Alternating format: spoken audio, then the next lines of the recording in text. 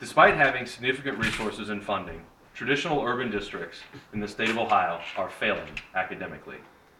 According to CNN's Terrence Jeffrey, only 11% of Cleveland City 8th graders were proficient in reading in 2015. 11%. Jeffrey goes on to share that only 9% were proficient in math. Perhaps what's even more frustrating than poor academic results is that in 2012, Patrick O'Donnell blew the whistle when he published a report indicating the district receives nearly $15,000 per student from the state of Ohio and local taxpayers. This data is staggering, and it is appalling that the Ohio Department of Education allows this type of poor return on their investment. Unfortunately, Ohio does not allow educational funds to follow a student. Thus, high-performing charter organizations in the state of Ohio continue to receive less funding than traditional districts.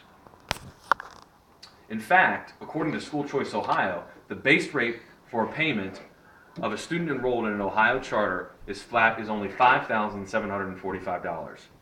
And guess who keeps the remaining $9,255? In this case, and for this example, the Cleveland public school system would retain the rest, and they would have zero educational responsibilities for the student. As a governing board member of a Columbus-based charter organization, I have firsthand experience and knowledge of how to run an effective charter organization that's capable of producing above average academic results.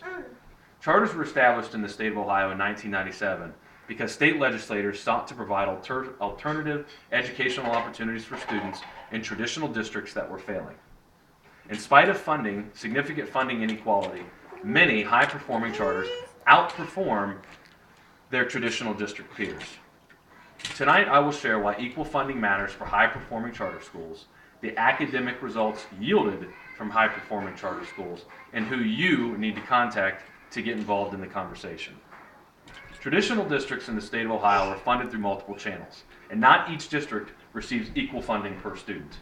This, in addition to charter funding is an unfortunate situation for the state of Ohio.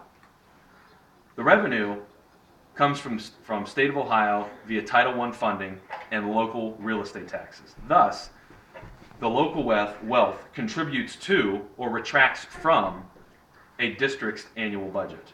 As I shared earlier, instead of real estate taxes influencing the funding model locally, the funds should be channeled through the Ohio Department of Education, then dispersed to the districts.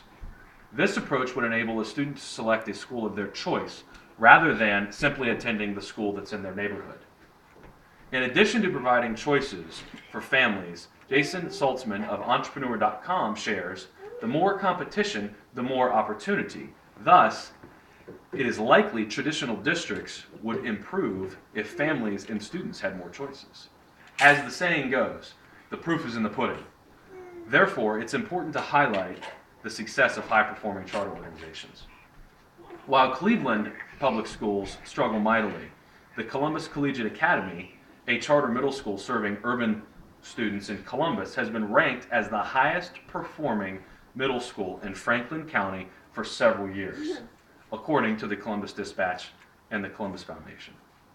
Please remember, Cleveland Public Schools receive nearly $15,000 per student per year, and Columbus Collegiate Academy receives less than half, again, according to Patrick O'Donnell and School Choice Ohio. In addition, Cleveland Public Schools students recorded a 9% proficiency, and again, according to the Columbus Dispatch and Columbus Collegiate Academy's website, 100% of their 8th graders were proficient in math, in comparison to Cleveland's public schools, where only 9 were proficient.